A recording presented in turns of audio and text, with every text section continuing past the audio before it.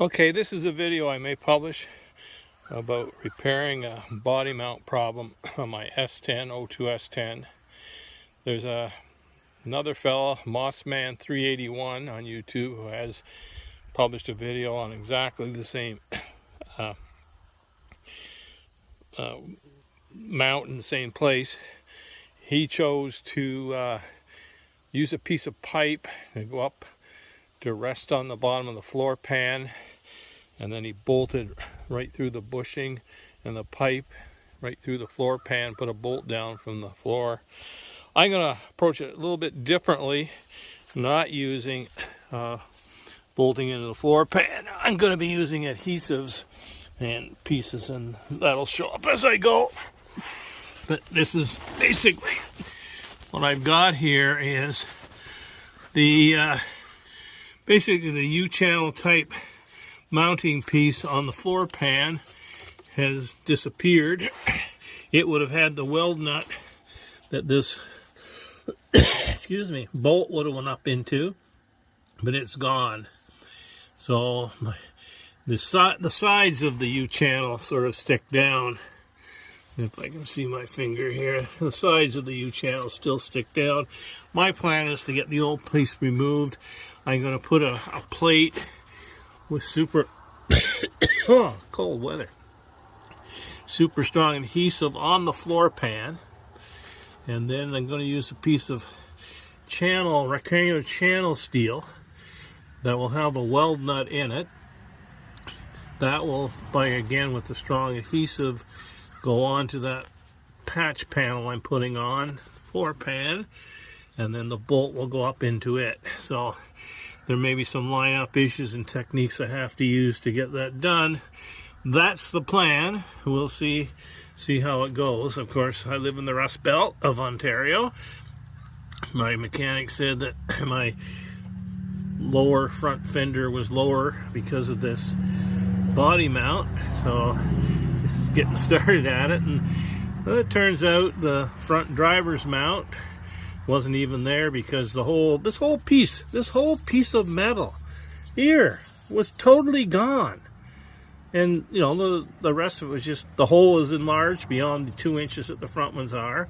I had the rearmost one here, same thing, and that's maybe why it was sunk down too, was the 2-inch hole the bushing goes into is now big enough that the rubber goes down through it. So I've had to put plates on top and bottom of those two to make it back to the right size hole. The front left, I think it was okay. And on the rear, there's another rear, well, you can't see it there. There's another rear one that still has this channel piece on there, but it's softening up.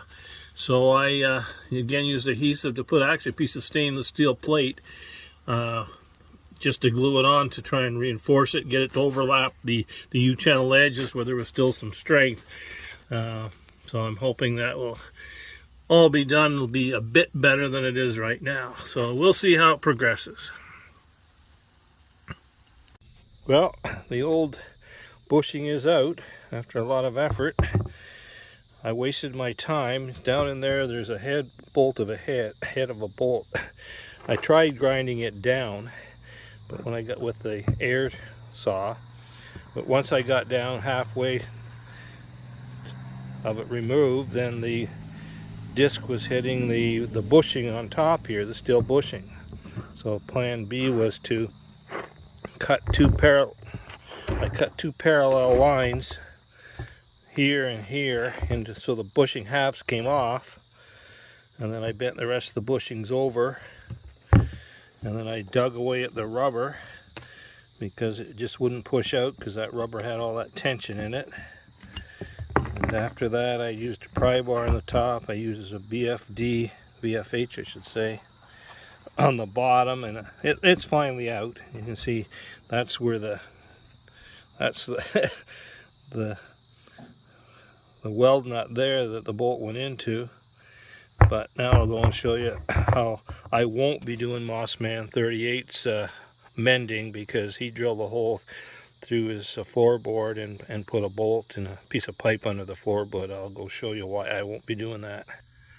And that's why I won't be doing that, because there's my floorboard. What was the floorboard? He would have put his pipe right up in there where I have a hole. So my plan is to get a piece of, I have some stainless steel about that width, flat plate.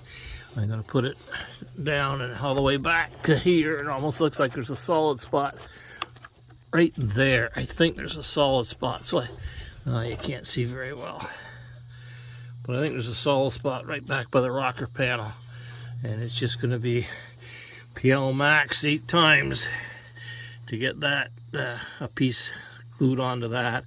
And then I'm going to put a piece of rectangular steel onto that with the weld nut in it for the bolt to grab onto. Like, I'm not so much concerned about it lifting up as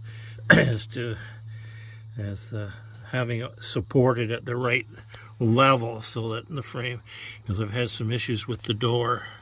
I'll probably put a plate on the top and bottom of this too to make the hole back to being 1.5 inches, like I did on a couple others, but best I can do now. Anyway, that's sort of the edge of the piece that was the U channel.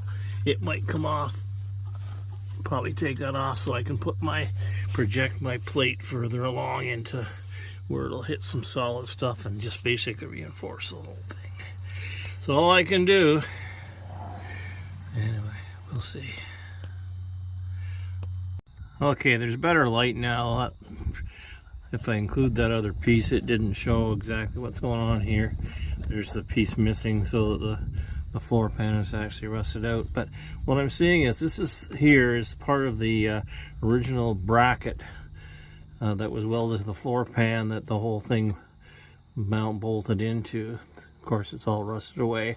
But this piece is still sort of solid to the pan. So what I'm going to do, I'm going to put a thinner piece in this area here, up to there, and then way back to here. That's just to the inside of this piece here. And then what I will do, a little bit of this edge I'll have to grind down to get it flush, unless I put 2 thinner pieces in here glued in. And so then I'll put another piece that goes over top of where my finger is moving here, because that's nice and solid and it will be up flush against. I don't think I'll grind. I have to decide whether I want to grind that down. I don't think I want to, because that gives that stiffness. So if I grind it off, you lose that stiffness. So I'll probably bring the other piece, which will be a thicker piece, and I think I have a piece of stainless. It's the right width that I can bring in up against that over top. So the first piece will be glued to what's left of this, and the next piece will be glued to that and to this.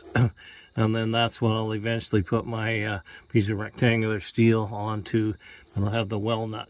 I don't know with dimensions right now how thick that channel piece will be, or rectangular piece will be. You can see I've got the bottle jack in here. Of course, that space here between here and here is because it's jacked up enough to get the bushing out. And I will be putting another piece on top of there with a slightly smaller hole, because this hole in this piece here where the jack's going through is enlarged a little bit. I don't know whether I'll put a piece on the bottom as well.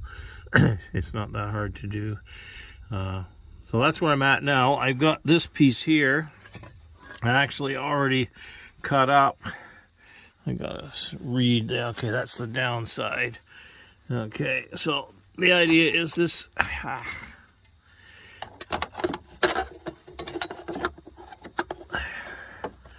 Of course, I can't get it in because the jack's in the way. There. So that piece is going in there. As you can see, up against. That'll be up against. And like I say, once I get it pressed in and glued, it's going to have to bend it. But that's what the jack's for. And then depending on how flush it is here, I'll put just an identical second piece in, or grind that down a little bit so I can get the other piece over top.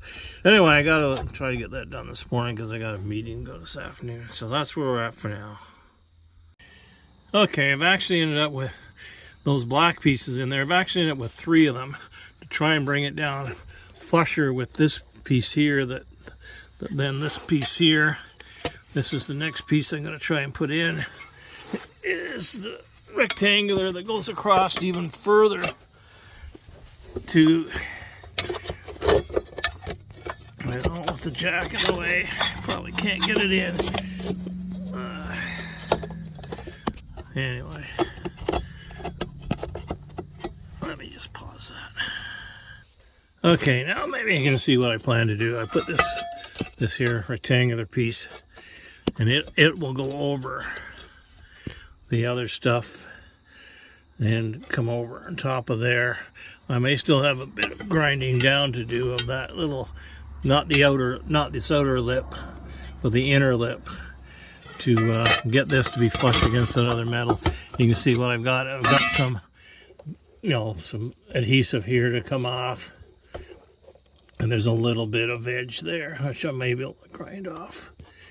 I guess the other option is put another piece of this in. I got a lot of the steel.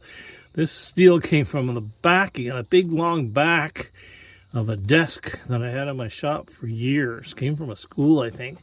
I had this big, like 6 foot by 2.5 foot piece of sheet metal as a backing on the table. So I've been cutting that up in pieces to put in there. So I'll have to decide. I don't think I'm going to put a third one in. I think I'm just going to get that other stuff down. We'll see. Okay, you can see now I've got that reinforcing plate in there. And the top part of the bushing's in there. But what I found out is that you can see, yeah, probably not from the camera angle, but the plate is not parallel to the bushing. So I'll show you here what I've got. So this is the anchor piece that I've made up that'll go up, glued onto that. I'm taping, glued up to the plate. And what I've done is I put a little piece of flat steel, where does it show? Welded piece of flat steel to the inside of that, just tack welded at the ends to give me a more thickness when I drilled and tapped my 12 by 175 bolt anchor. But since this was going to sit in there and wouldn't be parallel, you can see what I've done here. I took a slit out of this edge of the thing based on the distance I needed, and then I squeezed it down and welded it together.